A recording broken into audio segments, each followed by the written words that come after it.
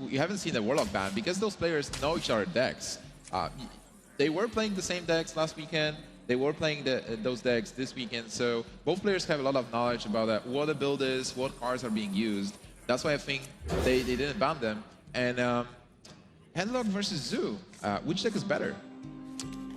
I think a lot of it depends on the draw. You know, in my experience, I would say that the Giants Warlock can definitely stabilize. It's a lot less centered on getting cards in its hand, and it's more focused on just kind of developing early game minions and really taking advantage of its superior ability to clear the board with just one big swing. And then, of course, both Giants end up being a really big impact in this. But take a look at this hand. Reels, who do you think has the... Just look at the hands. Who do you think has the advantage? This is tough. There is a lot of resilience, of course, in the Zoo decks nowadays to those board clears. Oh, and the Doomguard coming out too. That could be really important later.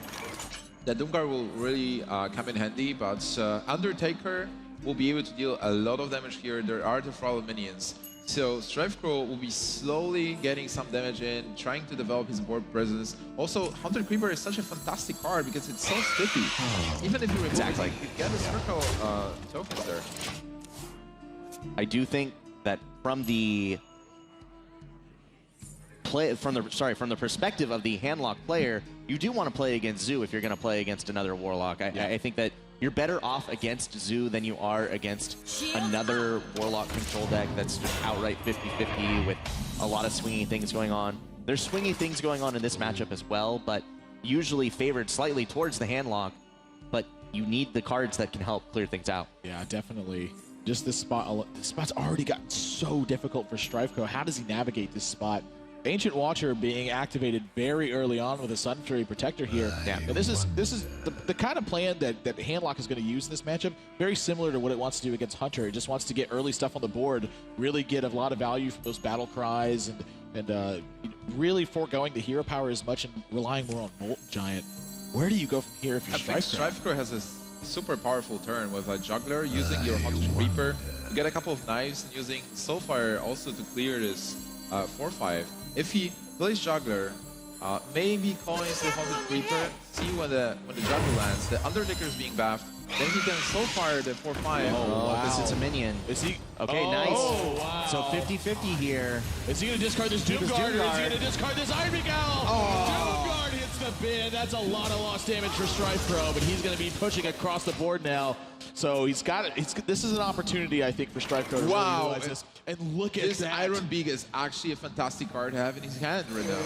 Wow. Iron Beak, 4 more effective damage here. If you're going to discard your Doomguard, I guess you hope your opponent plays a Twilight Drake. Yeah.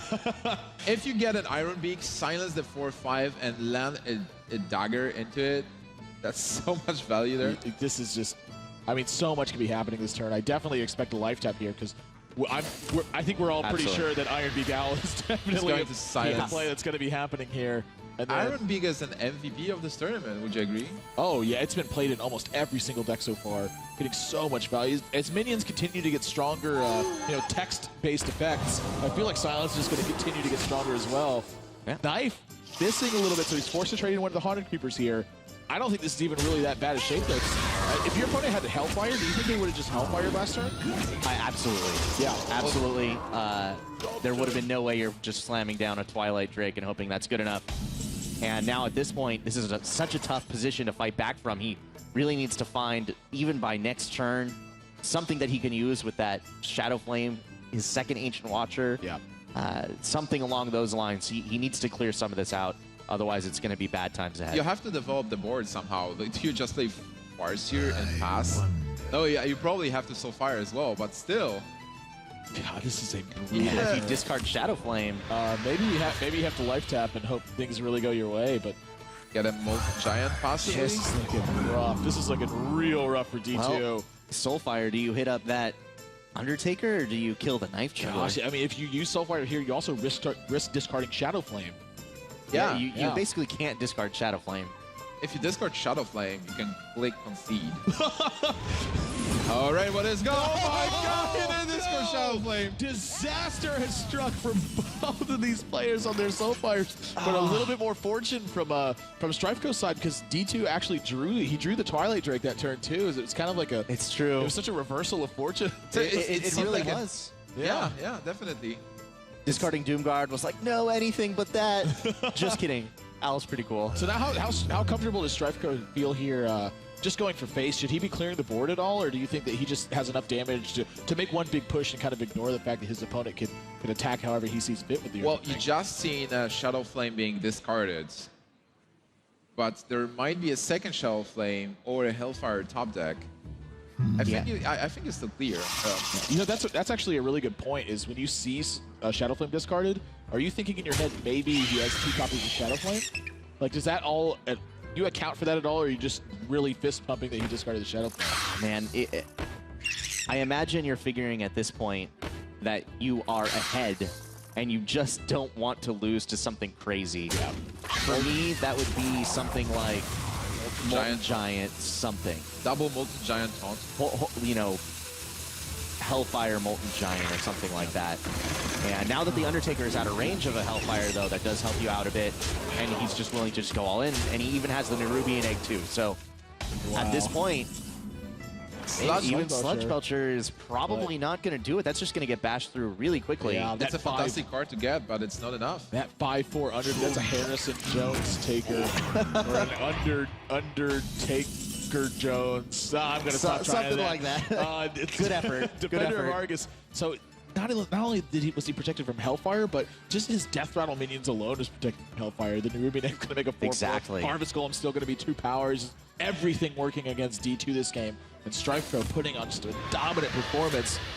Voidwalker is a blank, but still, Strifecro's board is really powerful. He can easily clear and like sneak in a couple of points of damage. He knows that there are no Molten Giants, because if there will be a Molten Giant, it will be played. Yeah, I imagine he's going to sacrifice this 3/2 and this 2/2 to take this out and then use his Harvest Golem to clear up that 1/2 token. By the way, this Undertaker is standing there from turn 1, just doing damage. Yep, he's been the all-star of this game. We've actually seen less Undertakers than I would have imagined, maybe even going into the tournament. These players have found. Look at this, he's going to use the Undertaker instead. So Strifecro's sticking to his read here that there's no Hellfire or Shadow Flame in sight for that. Or that maybe it's not even that big of a deal. And he's just going to push your damage all the way. He says, have your Molten Giants. I got enough to push through it. I don't know what D2 can draw to get out of this. Hellfire comes, but it's too late. I don't think it's Hellfire. It's too little, too late. And oh god, what? You can't even lifetime it. He doesn't have a Sun Fury or a Defender of Argus. You can. Okay, what you can do is lifetime first and then Hellfire. It looks to me like maybe what he's resided to, because there's no way he's going to get out of this. Going for it. Honorable Sudoku from D2. Strifecro is going to take game 1 on the back of what I would consider a disadvantageous matchup. But very well played from Strifecro, really maximizing every point of potential. I think it's the first time I've seen Handlock limited to like only playing card by card. Like there were no choices at all. He was just, okay, what do? I draw Sludge Belcher, I play Sludge Belcher, then I draw something else, I just play it. Like there are no options, no choices. Yep. Well, now it leaves him with Warrior and Priest remaining. Priest we've seen beaten by Zoo, even just as recently as last match by Firebat. Yeah. But contagious matchup and really push from there. It is Priest indeed. And he even gets to mulligan away Ysera and hopefully not have it stuck in his hand. Yeah. We saw that happen once already.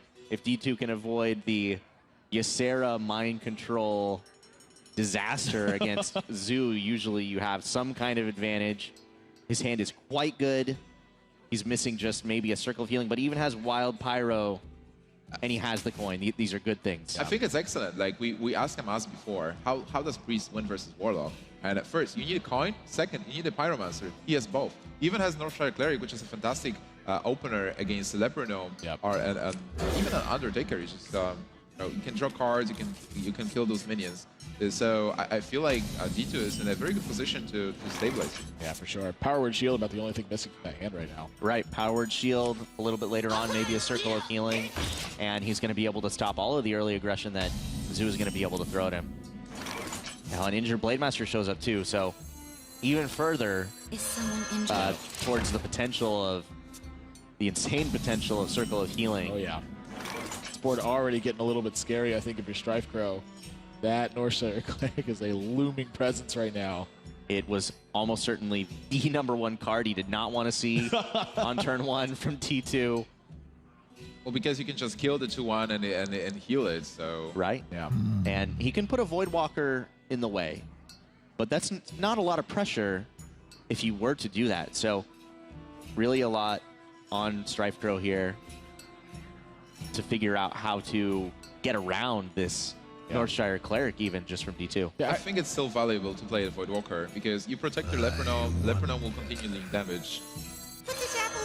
I was about to ask about the merit of actually being really aggressive here, because you can give your opponent a card in this position. Like, they are going to heal up the this Northshire Cleric here, but then you have the Knife Collector as a direct threat. I think that's I think it's a pretty good course of action. You know, your opponent gets a card. This is sort of like a I mean, this is obviously a really big swing in cards and board position, stuff like that, but you at least get to take out this Northshire Cleric. It's not going to do too much damage, like so much that it gets out of hand. Right, this Northshire Cleric is doing so much work already. Because also being a Zoo here, you have to kill it. Can't leave it on board, right? I think you got to take out this Northshire Cleric. I don't think there's any question about it. Wheels? You've got to kill it. Maybe you don't have to kill it. But just go straight. Just don't even attack. You know, you don't even have to kill a priest either. Just sit there, let your knives do the work. You know, do this or don't. See how many knives you can throw in one game. That should be like a quest for like Hearthstone. It's like juggle 40 knives at your opponent's face. What about Hero Power Pass? Well, he has the option now. He can play Wild Pyromancer and leave his opponent just with a 1/1 Voidwalker. If that's what he wants to do, he has that option. He'll even be able to heal his Wild Pyromancer. I guess it'll have to still be a 3/1 though. Yeah, he's got to think about a lot of different spots that are going to happen here too, because if he waits another turn, his opponent has Defender of Argus. It could put a couple of these minions a little bit out of reach. Right, maybe so come he back does to have Defender of Argus. Yeah, so. if he waits too long, or even if he gets a Nerubian egg out, something like that, really start to put a lot of counter pressure on the idea of those board wipes. All of these things really coming into play here for D2. He's got to carefully navigate this turn, or things could get really out of control. I still think like it's really worth it to play the Pyromancer and clear both the Direwolf and the Juggler. If you're left with one people Walker, that's not necessary. You know, this is something I've seen D2 do a lot, is play Injured Blademaster in spots where I don't typically see people play it, and it's been working out so good for him so far this over the course of the last few weeks. It's just over and over again, people feel so threatened by this Injured Blademaster that it's acting like a 3-mana 4/3 taunt. It is kind of like a forced trade, yeah. Yeah. They know that they need to get it out of there. Otherwise, it could just start taking over the game and end up trading for 3 minions instead of 1 when you had the chance. Oh, yeah.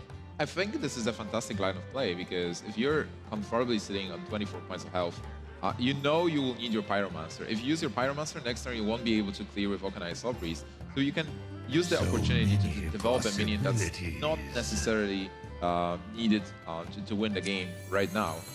And I think it will work. Well, he lands the juggle too, so he has a choice here. He can keep his high power minions and go for the throat, or he can keep his 2/4 taunts. You play around Holy Nova. Gosh, I don't know. I think he's going to trade here. I don't think there's any question about it. I think you keep the higher power minions and really keep applying the pressure to your opponent. I like this play a lot. Yeah, he takes a page from that aggressive look. Oh, wow. Healing has arrived. This is a no-brainer turn. Fantastic card to get. He is able to clear the board. That's not healing anymore. That's Circle of Damage when that Vulcanized Soul Priest is in play. My goodness. Death. Goodbye. What a big swing on this board. D2 in a massive lead after that. Strifecro's got a lot of work to do to make up for it. Well, there are so many combinations of cards that Priest has access to that makes this such a difficult matchup. One of the foremost is that one right there. Yep. Also, it makes Strifecro's hand super awkward. Do you play Flame him and just Defender of Argus? Like you would love to play Nerubian Egg and Defender of Argus there, but maybe you just life tap, see what you get, and then play Nerubian and Flame him. I think this is sort of a game where you're forced to life tap a little bit more than you normally would have, just because you've fallen so far behind the cards at this point. Yeah, right? I agree. the resources in hand that you have in hand, or the resources that you have in hand, absolutely are not winning you the game. You know, that Voidwalker is actually a really important draw here, too, because that's going to challenge that Auchenai Soul Priest directly, and that's going to deny all those hero powers picking apart the rest of your board. Things like this Flame Imp that you're going to play over the course of the next couple turns. Really not looking like it, but that Voidwalker is one of the best cards I think you can get a draw right now. Yeah, it was on card. Wow. Not anymore. This news just went from bad to worse. Oh my god. Strifecro. Just coin. Do you steal the Voidwalker and silence the egg and kill the egg? I think well, you could just steal the egg too and then use the Wild Pyromancer later. You know, when it's dealing damage to this board, you'll get a 4/4 from the egg. At some point, I was testing the Ruben Egg and the Priest deck when I was playing the Ruben Egg and the Pyromancer. So then you clear the board and you enable a 4/4 on your side. Yeah, either way, either thing that he steals here, even if he does steal the egg, it'll be fine, and he's just going to silence the egg to it, and that's exactly what he's going to do. Either play. He has a taunt right now, and his hero power is so powerful against this small minion base guy. Wow. Strifecro. There's a Doom Guard. I don't know if that's going to be enough, though. I mean, that'll just dive straight away to what's happening on this board here. And even with the Voidwalker out, he has to attack that first. And normally, Doom Guard is a card that you love to see, and I guess it's okay, but... gosh. Well, say goodbye to your board, Strifecro. This is a Shadow Word Death. Just the stars aligning for DTwo. He doesn't even need to draw these cards. It's just sealing the deal even more. Just hero power to Flame Imps. Just rubbing it in. Just close your eyes and click, man. Yeah, and then 7 points of damage coming across the board. DTwo in a commanding position. Looks like he's going to be able to tie this game up. Abusive Sergeant. No cards, no board. Yep. That's not going to do it. He's going to life tap. This is what Priest does so often. It is able to just dismantle Zoo. There's a reason why these players are bringing it to this type of tournament, and this is one of the reasons why it's almost certainly going to be on Strifecro now to figure out what he's going to do against the Priest of D2. 4, 7, 8. He's just a few points short of lethal, but this feels like it's effectively lethal to me because I just don't see any way that 17 points damage is getting dealt here. Thought steal, why not? He's getting the minions. Yeah, there's hero power picking off that Undertaker. Wild power, he's just getting pressure on the board at this point. Yeah, it is. Yeah, it is cleanup time. Yeah, for T2. Strifecro's going to need a mirror. He's going to need like an 8-cost Deathwing if he wants to get out of this one. Loatheb instead. Fantastic card, but it's not saving him. Yeah. He will be dead next turn. Another Doom Guard, but too little, too late for Strifecro, and a very strong start from D2 mid-game and end-game. D2's going to tie this series up 1-1. I like it. Great play. Great play. On both sides of this. Great players. This was a counter deck, but still, D2 had like such a strong position from the beginning. Yeah. He was controlling everything, using his removal really wisely. The Angel Blade Master play was fantastic, just to use it as a big taunt. Oh yeah. And well, I'm really excited to see how this will unfold. And Strifecro has to pick a deck now. Like, what is he going to take? Well, he has both Hunter and Rogue waiting in the wings. I love Rogue versus Priest. Oh, do you? Right straight away, though, well. D2. Getting Auchenai in Circle in his opening hand, I would be very surprised to see either of these cards mulligan. Well, if he wants to get the aggro route, then he has to mulligan him away. Like, it depends. Maybe... Wow. Or does he? Well, or does he? Wow, Injured Blade Master is a good card. But Injured Blade Master last game, it was like a glorified Ironford Grizzly. it just got attacked straight away, just a 3-mana 4/3. Hey, well, great card. Grizzly. Maybe Ironford Grizzly is actually a pretty good card. Well, against, if you don't attack it, if it like it's Ironford Grizzly, and if you leave it alone, it becomes a Yeti, and you know, it grows on you. Well, you kill my dream of Ironford Grizzly. All right. All right. So what do you think about the hand from Strifecro? He needs the Gadget Auctioneer. Yeah, I like keeping the poison here to make sure that you can threaten cards like Northsire Cleric if need be. But both of these players with very strong starts expect some fireworks this game. I would be stunned if D2 did not play Threaten and heal his opponent. Oh, nice. Yeah, that's a great Priest play. Actually, a lot of players miss that when they're playing Priest. You know, throw in that little combo there. It is really easy to miss. It is pretty critical. It does set up for the rest of the game really well. And I do like his hand moving forward after that. After that turn 2 play, he's going to have a nice turn 3. So Really strong play by D2. What do if you actually have it to drop? What do you do? It's tough. It really is. You know, sometimes you really need to hold on. Can you skip it and like still heal your opponent? I definitely always skip dropping cards on curve, so that way I can do funny things that are humorous for anyone who may be watching the event. That's why you're casting with us today. Do you play this Blood Mage straight away? I feel like it's actually not that bad of an idea to just try to get the ball rolling and try to cycle a few cards. Yeah, it is not bad at all. Second circle of healing is actually really good. Are you going for the Angel Blade Master Circle? Well, absolutely. Well, he does risk getting sapped right here, though. Goes for it. But this is how you win when you're playing Priest, is you get that pressure. Yeah, as a Priest, you have no room. Oh, he gets a sap. All right, but I wanted to say, like, as a Priest, you have to take risks. You have to get, like, pressure your opponent as much as possible, because overall you're disadvantaged in this matchup. Like, you don't have time to, you know, figure out stuff and play around stuff. So he had to do it. The sap, it's painful. Yeah, that's definitely. He's gonna think through his options anyway. This again, one of the reasons why Strifecro has been so excellent, consistent throughout these games, is because even when he has obvious plays, he doesn't always make those obvious plays. He'll bide his time, really look through everything, make sure there isn't something that he's missing. You know, maybe he has a 2 or a 3 turn setup that he can put together here that could really give him a big advantage. You know, that was something we saw Teray do very frequently throughout the course of this tournament. A lot of foresight, but Sap's just too good. He really doesn't have that many strong alternatives.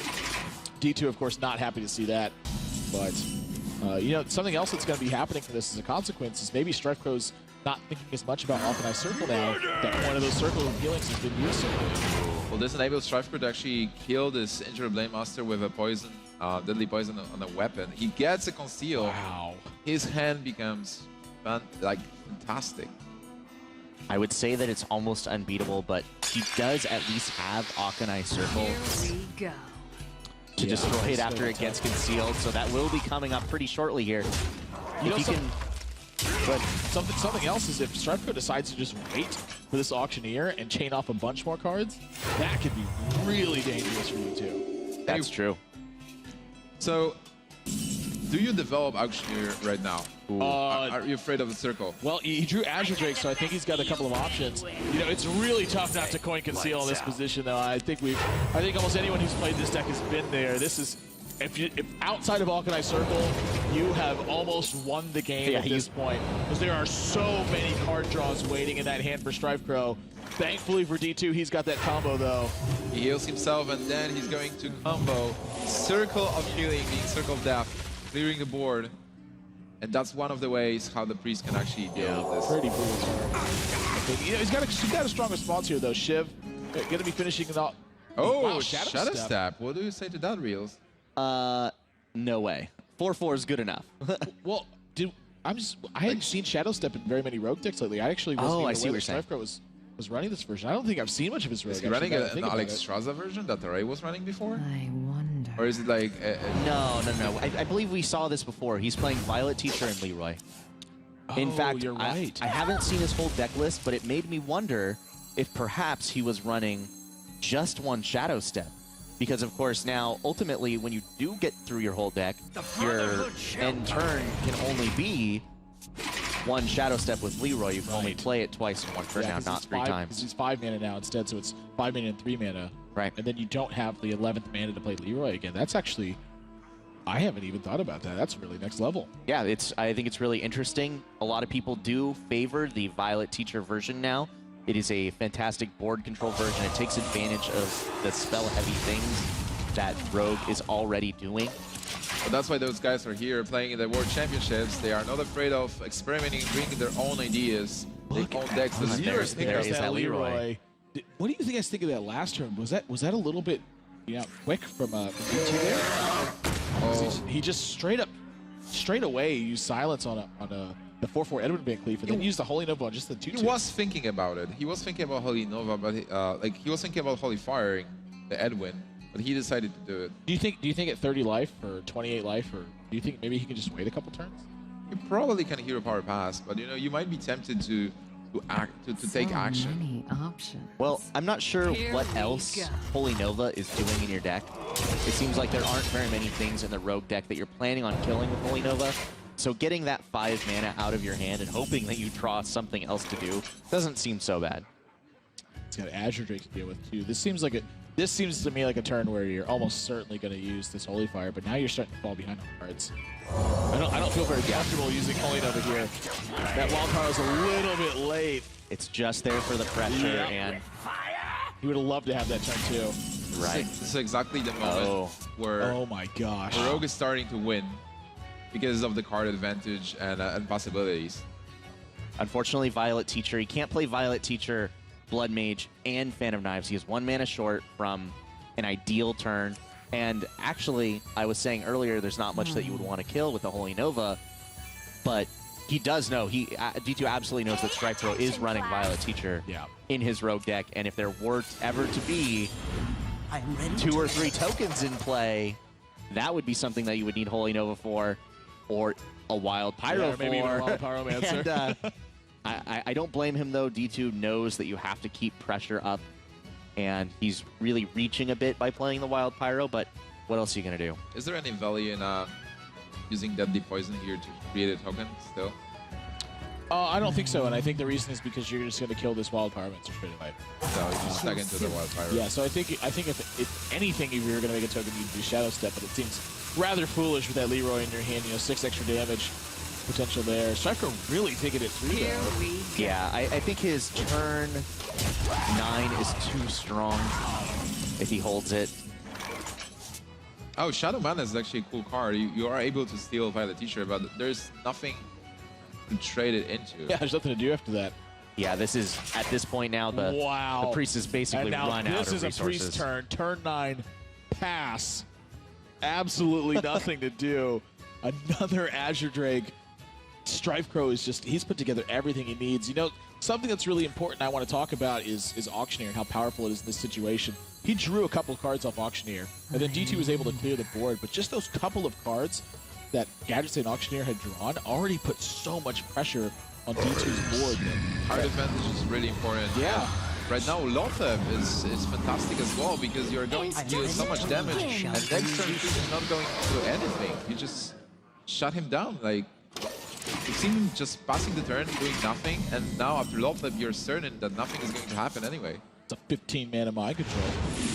That's a little bit over nerfed, I think. It already went from 8 to 10 long ago. That's 10 that's to 15. too much. No comment. All right. It looks like he's got 23 points of damage this turn. Yep, he had 28. Yeah. Lotheb goes down. Wow. 23. So you play those Azure Drake, see what you get. And D2 doesn't have any more Circle of Healing, so that Auchenai is not going to be able to combat. Yeah, Shiv as well as damage as well. Oh, you know what? His board's filling up with these tokens. He actually is not going to be able to Leroy combo because he's going to have his board full from all the tokens that are on the board. You're actually right. He's just going to eviscerate face and fill up his board. And what does D2 need to get out of this position? I don't know, Reels, but it's got to happen here. Sludge Belcher's going to get sapped. Yeah. He needs a 3rd Circle of Healing. He needs this to be Arena so he can have a 3rd one of those available in his deck right now. 3rd Circle of Healing would be amazing here. Well, I guess you do Belcher and pass concede. Pass and then concede. Let him see what they're going to draw. Well, we are witnessing how bad this matchup is for Priest. It's really tough. Like he had removal, he had a good start, he was able to deal with Auctioneer. He even had injured Blade Master of Circle of Healing, and still he is staring at the full board. He can't do anything with it. Well, we have seen Priest beat Miracle Rogue in this tournament, and it was on the back of the injured Blade Master followed by Circle of Healing that we saw in this game, but in those games there was no sap to follow it up. This time, Strifecro had it and just took over the game the rest of the way. Yeah, sap makes such a big difference. It is a really in this important matchup card. If you see that Circle of Healing combo. Yeah. The D2 is going to kill 2 minions, Auchenai and heal. But this is it. Strifecro says, thank you. I didn't have room to play Leroy, but now I do. Leroy Jenkins. 6 points of damage coming across the board. Extra. That's enough to give Strifecro lethal. I'm curious why he's counting here. Is he thinking about not showing D2 Leroy? Like maybe D2 hasn't seen Leroy so far? Wow, I mean, we've seen it, though. We've seen it. Maybe he's just thinking perhaps he didn't study the VODs well enough, and Maybe that's true. I mean, this is a very smart play. You don't want to reveal information. Shall do as you say. Look at that. This guy's tough. And he's going to dagger up and attack for the final point of damage. Wow, so he was able to kill DTwo and still hide information about Leroy. Wow. Strifecro is having a lead over DTwo in this fantastic series. Great plays, great players. Yeah. Maybe Strifecro's just showing off his math skills there. He's like, hey, by the way, I could have killed him with Leroy, but I also have enough for exact lethal with this really obscure trade in one of my tokens so I can deal an extra point of damage off this combo with my SI7. Right. Just to refresh his mind, you know? just solving, it's like a little challenge, like one of those puzzles you see, and you're like, oh, that's... Yeah, I totally agree. I mean, you can do it. You know, it's a bit late, and he was playing a difficult matchup, so you might want to have this, like, you know, cherry in the top. Yeah. Make sure your mind's fresh that you're going into these games. You're not overlooking anything. Reels, tell me about the deck lists, the decks. Yeah, D2. Now he's down to his possibly final deck back. All right, let's see the match. The players just started. We are seeing the mulligans. D2 has to win this game and another one to be able to advance. Strifecro, if he wins this, he advances to the semifinals. Oh, he actually kept shield blocking his opening hand. I'm curious why he does that. Oh, and he picks up Alex. He's got Alexstrasza and Grommash already in his hand. That's 17 points of mana that he does not have access to until at least turn 8. Almost certainly not what he wants to see. Yeah, this is not... Okay, so there's an alternative way that Warrior can actually try to win as well, which is just armoring up so far that you actually have outlasted the amount of damage that Rogue can deal. And this is sort of a plan that a long time ago worked extremely well, but as Rogue has begun to, you know, become more board-centric and, you know, throwing in some Earth Domain Farseers, and as Nimsh, you mentioned earlier, Violet Teacher, how important of a role does that play? Well, in the against the armor up a lot plan, it plays a huge role because these 1/1 tokens add up to a lot of damage at the end of the game. I've seen a game. It was, I believe, Amaz was playing Warrior versus Cabrix was playing a Mulligan's Rogue. Cabrix was able to deal 51 points of damage, and Amaz won because he had 52 because of armoring up all the time. DT's even got Whirlwind too, so that's something else to know that's going to affect. Yeah, typically you don't see people shield block straight away like this, but for me it feels like D2, he feels like he's under pressure and that he needs to get something rolling or this game's going to slip away, and I think that's why he uses shield block. I like it. He's recognizing the fact that his hand has Alexstrasza and Grommash, which aren't doing anything anytime soon. Other than that, the only thing that he really has that lines up well against possible rogue cards is a lonely shield slam. Finding more action is really important. He ends up getting the Death Bite. He didn't know that was coming, so he's just trying to dig into more action. It does cost him, of course, the armor up for that turn. Now he sort of loses 2 armor in order to try to improve his hand. That's very long term. You need reactive cards. Like, Rogue will be playing minions. Obviously, Strifecro is thinking about his options, and Strifecro is sometimes taking those different lines of play. Like I'm talking when I was talking to like different other pro players, they always say like this was a very weird play by Strifecro, and then after a couple of turns, they say, "Wow, yeah." And this happens all the time. This happens to me. This happens to a lot of people. Strifecro really thinks really well through what's going to happen. One of the best at doing just that. Oh, yeah. Continuing to show that ability as well. Death Spite, this is a no-brainer with the Death Spite here, by the way. Just straight away get it in there, but absolutely. There's no potential for a Violet Teacher from here, I don't think, because of this Death Spite. Ready to unleash its Death Rattle and clear out all these tokens. That would be such an amazing turn with Violet Teacher, a coin, and the Deadly Poison. If your opponent didn't have this Death Spite ready. Right. Yeah. The second durability of Death Spite is about as good as it gets. It is just about the perfect answer to Violet Teacher. Oh, yeah. And any number of tokens, of course. So, is there any merit in like using Deadly Poison and then SI7 phase, reducing the armor and then dealing some damage, trying to bait out the Death Spite attack? Yeah, I think so. I think that's exactly what he's thinking about right now is how he actually gets his Death Spite attack away. Of course, he's very content with just biding his time. Using a card together. You know, re-daggering up. I think every single turn that something like that happens, it's really good for D2, by the way. Yeah, the longer the game goes, the better for D2. He has Alexstrasza, he has Grommash, so he possibly has the combo to finish the game. So if Rogue continues to be passive, that's just great. And Rios, do you think this is a checkmate with this weapon? It's certainly not checkmate. It is check. It does mean that right now, Strifecro does have to do something. He has to figure out how to get out of check, so to speak. And so many I think he may be forced to play SI. He could have done it last turn.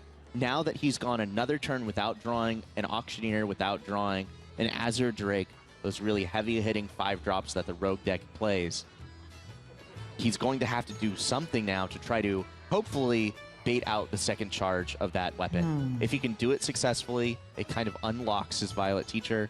Of course, D2 does have alternative answers and will be able to answer the SI7 agent without having to use his Death Spite. Perhaps he values the Shield Slam more, though, and that would play into the favor of Strifecro. Wow. Strifecro not even going to choose to use the poison here. He would rather hang on to it and make sure he can get as many draws as he can from Auctioneer. And that's exactly what he's going to do. This is a totally fine play, but I think if he was going to make something like this, I would like to see him do this last turn. Yeah, the thing is, he probably was trying to get one of those 5-drops. If he could have gotten one, it would have worked out just fine. And he does actually bait out the weapon, So it somehow worked out for him. Well, baits out the weapon. I think that D2 is likely going to use this weapon this turn anyway. He could pick up a couple of extra card draws here. Gosh, this is actually a little bit tough. Do you forego an armor up here since your play has been very consistent? Just trying to get at a very high life total. I think at this point you can actually be more aggressive. Rogue was super passive, and you have 30 points of life, 6 points of armor. There is nothing on board. There's only this weapon. If you Taskmaster the 1-2, is it a good play? I think armor up still is better. Like, you still have time. You have the combo. You have Grommash, Extraza. Yeah, Rogue is not really going to heal. I'm thinking the same thing. I feel like you can just wait here pretty easily. As you said, he's been very passive so far. So if you just continue to armor up, that may buy you all the time you need to get this Alexstrasza and then this Grommash on board. And of course, you're going to want a Cruel Taskmaster to activate your Grommash. That's 12 points of damage. But then between that and developing a Fiery Works at that point, you're looking at lethal in 4 turns for D2 here. Yeah, just develop the Fiery Works in turn 7 or even 8, then play Alexstrasza on 9. And on turn 10, you play Grommash with Cruel Taskmaster. That's game. So Strifecro needs to just win the board before that happens. He will have to answer the Alexstrasza as well. well, it might even be go time. How many spells do you commit to this Violet Teacher? I don't know. This feels really brutal. Pay attention, class. There's one. Well, I guess let's see what ends up happening. Ah, so just one. Okay. He goes in and seals. Try to keep yourself safe from Shield Slam here. He intends to shred all the armor next turn. He knows that both shield blocks are gone. Oh, this is a fantastic turn 8 play I'm ready to learn. that D2 can exercise, but right now he can deal with this board with a simple Whirlwind. Yeah, I think you want to hang on to Whirlwind at this point, though, because if you Whirlwind now, your opponent is going to have more opportunities to utilize these tokens. That may be a bit soon, I think. Well, D2 might be thinking about winning this game, so he wants to buy himself more time. What he needs is time. That's it. Like, he's not on defense. He's the aggressor right now. He's the beatdown. Yeah, I mean, that's a very good point. I guess he kind of wants his opponent to commit to spells right now instead of committing to a defensive plan. I don't really know.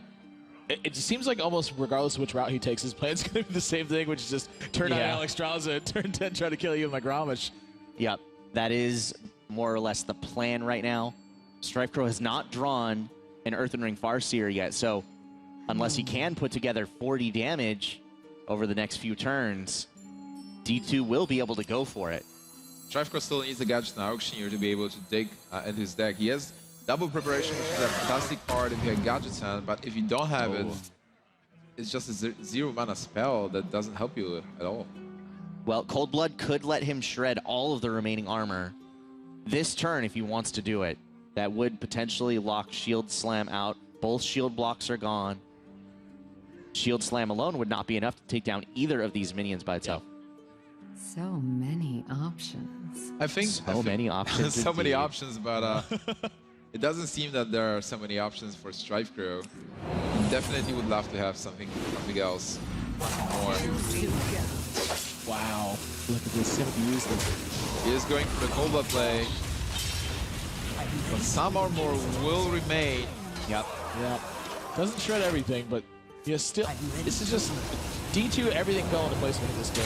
Strifecro failed to draw an auctioneer, and you know, really heads up play using wow. which was a second shield Shield save for that slam Azure number Drake 2. This is a fantastic draw. He will be able to almost clear the board this turn, set up a fantastic Alexstrasza for next one, and finish the game on turn 10. Yeah, he could clear it outright if he wanted to. He can use one Cruel Taskmaster to kill a token, use his weapon to kill the other, even if he wanted to. He has that option. Yep. I don't think he's going to be using his weapon here. Oh, I'm very surprised that he's using Cruel Taskmaster. That feels really suspect to me right now. I definitely would not have been using the second Cruel Taskmaster right here. I do think he's still a prohibitive favorite to win the game. Oh, for sure. Strifecro still no auctioneer in sight. Look at this hand from Strifecro. What do you even do? So many cards, and he's going to need like a tsunami or an earthquake to happen for him to get out of this game. It's going to be rough. He's just having a Blade Flare just to pull damage off the board, realizing he just needs all the time he can get. But that means we are going. Floodgates are open for Alexstrasza to come online. The Life Binder is going to take life from Strifecro. And look at that Golden Beauty hit and play. Strifecro down to 15. Fiery War Axe drops into 12. Indeed. I don't know what Strifecro can draw, but he's going to need something this turn. Blood Mage, no help. Not saving him. And stuck with a bunch of mana effects enhancing his hand right now is Strifecro. 2 preparations and a coin. This is what the deck looks like when it doesn't miracle, ladies and gentlemen.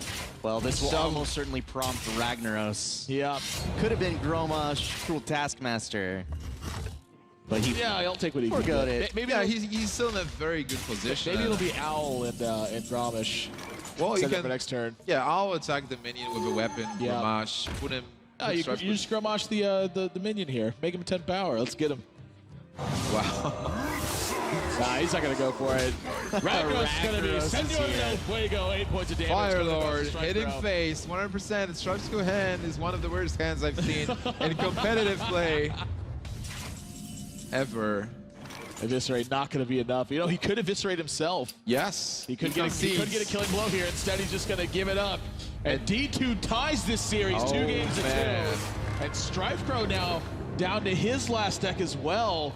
We've seen so many of these matches go to 5 games today. He still has a Hunter, right? Yeah, it's Hunter remaining now. It's game 5, Hunter versus Warrior. I think the tide has turned a little bit. D2 able to get out of a slightly unfavorable matchup, and now it is going to be Strifecro in game 5 who will have to get out of a slightly unfavorable matchup. Warrior quite good against Hunter. It's still very close to 50-50, but again, I think advantage D2. Oh yeah, certainly. I mean, D2 has momentum. He just won versus Strifecro. So he's very positive about that, and Strifecro put himself... Guys is going home, and one of these guys is going to the top 4. Coming back tomorrow, $100,000 to first place on the line.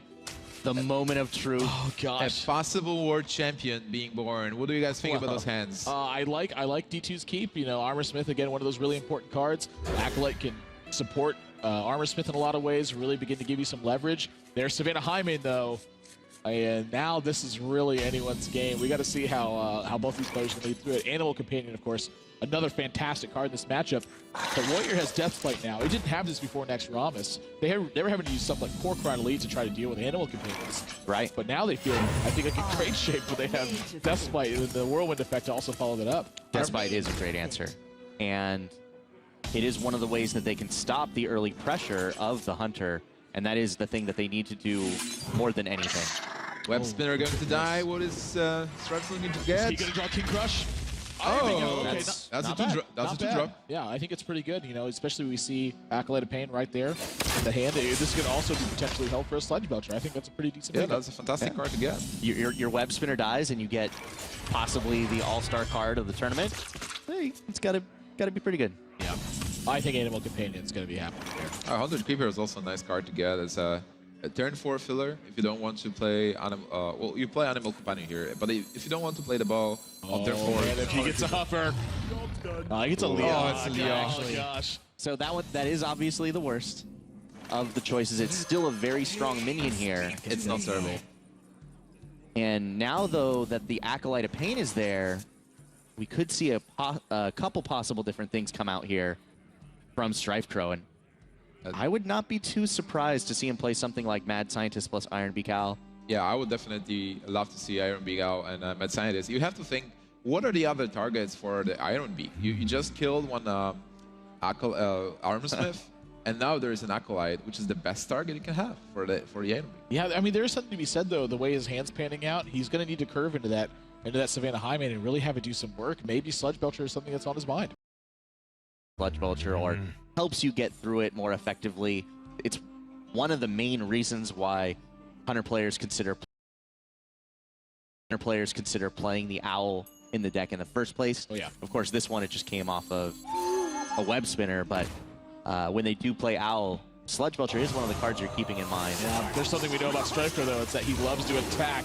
The potential for his opponent to have access to options, vary against similar to the same style we see Colento play, really trying to restrict their opponent's options. So can't fault anyone for making a play like that. I really like that play. Like he's denying the draw, and also on next turn he will be able to carve out really well with Eagle, Hornbow, and a Haunted Creeper. This is going to be so much pressure on Strifecro's side of the board, though. DTwo starting to really put together a string of cards that's very threatening to Strifecro's ability to actually close this game out. So what do you do now? Do you develop double Haunted Creeper and kill the Acolyte, or you just develop the Eagle Hornbow because you are getting a trap, a secret at some point? Yeah, I just really I don't know exactly what his traps are. So do you know his full complement? I think he is playing double Snake Trap and a Freezing Trap, but I'm not sure. Like at some point, I think we've seen 3 traps played. Snake traps? Like Snake Trap, Freezing Trap, Explosive Trap. Yeah, Snake Trap's not going to be very good against his hand either. Actually, a second copy of Deathbite in there. How do you think you extended this board, Reels? It doesn't seem like you have any perfect options. He's going to just go ahead and go for double Creeper. I think that's pretty reasonable. The Death's Bite, Death Rattle will go off before the Haunted Creepers, so he can't kill the Spectral Spiders with the Death's Bite. But now, the likelihood of a Sludge Belcher is very high, and that is almost certainly what's going to happen. Oh, yeah. Over there on D2's side of the board. So, Sludge Belcher is a fantastic card against a Hunter. Looking tough right now, I think, in Strifecro's spot. D2 really carefully weighing his decisions, making sure he doesn't make any mistakes. And again, I can't blame him for that. This is a do-or-die match for both of these players. He's going face. Oh, look at that, straight across from one. This is a statement. Yeah. Oh, well, Houndmaster actually is a good draw. But D2 had just drawn Black Knight, too. How much does that affect the board position? This could be one of those draws we saw in the Twilight Drake earlier, where the Iron Beak Owl was, was the reversal of fortune. Are we going to see the exact same thing happen with the Black Knight here instead? You guys like Eagle Hornbow here to just deal with this Sludge Belcher and use the hero power, or do you just drop Highmane and pass? It can kind of go either way. I mean, I don't really like dropping the Highmane here because it's just directly threatened by what's on the board basically, but I think there's a lot of merit into using Eagle Hornbow and trying to overdevelop your board and kind of go from there. But you're staring at that second charge of Deathspite. You know it's going to do a whirlwind effect, so your Snake Trap is just effectively gone. So maybe what you can do is just attack the Sludge Belcher with the Mad Scientist, see what you get, and then decide. I think that's definitely a realistic possibility. It seems like he's resided to this fate here, though. What is it? It's a freezing trap. It's actually not bad. Definitely better than the Snake Trap. Well, I think in this position it's not exactly good either. It's also, that is true. I mean, I think it's not bad, though. Even denying one attack going the other way, sure, I think is going to work out pretty reasonably. Bad. He's actually even going to attack with his Haunted Creeper. He just wants more tokens out. Oh, Ascension. Having more taunts is always good versus Hunter. This feels like, I think you're right. Actually, I don't think that Freezing Trap is that bad. It's really it's gonna prevent one of his Haunted Creeper tokens from dying, unless of course he chooses to do it this way. In which case, we're gonna see them both by Gust. Oh, he's even gonna proc the He's Freezing going to Trap clear with the board. Acolyte. Oh gosh, Reels, this is looking ugly if you're Strifecro. Really scary. D2 really taking control of this board now. Savannah Jaime, he's gonna have to be working overtime for this one because Strifecro is just about out of cards. Animal Companion. You have to drop the Hymen here. This might be an insurmountable advantage as soon as the Jaime gets crushed down by the gigantic shield slam. Yep. I think you're absolutely right. He's even got the option to cool Taskmaster. He can easily nullify this Hymen. He really needs to think through this net. This lets him also develop his Death Spite. He can take care of the tokens straight away this way. He can also use that. Yeah. This also, a lot of times, this will draw something like a kill command out of your opponent's hand. That's 5 less damage you have to be worried about. Yeah. Extending into your face. Call me crazy, but it looks like D2 is going to start locking this one away. I think D2 is in a great position to win this. Like he has full board. Strifecro has almost no pressure. D2 still has a shield block, and he can start armoring up from now. He is in a good position to defend himself and start pushing with damage to seal the game in a couple of turns. He shut down the early pressure. He was able to take over the board. He's got a shield block in hand that is going to put the game almost entirely out of reach. D2 might be our final semi-finalist. A second Leok getting made too. Aww. I don't really know what he wants to make. I guess he wants to make a King Crush that has Divine Shield and Wind Fury. And, possibly. Maybe then he will be able to like turn over the game. You know what? D2 in a great position. He even gets an Armor Smith to get some armor. And this is looking brutal for Strifecro, down to just a Knife Juggler, and D2 has so much on the board in his hand. And at a very comfortable life total. Even if Strifecro gets an Unleash the Hounds with this Armor Smith. Oh gosh. Oh, Undertaker's. Undertaker's this is such poor timing too. Nothing going right for Strifecro this game. Okay, so Admirable, how can Strifecro win from this position? Well, he could draw 2 King Crushes in a row. Is there any possibility of like having double kill commands? Deal 5 here. It's tough because you're not actually getting any damage through to your opponent right now because the hero powers are just trading with each other. So D2 is going to be sitting at 15 life for pretty much as long as he wants to, and then when he combines with that shield block, he's going to be able to go up to 20.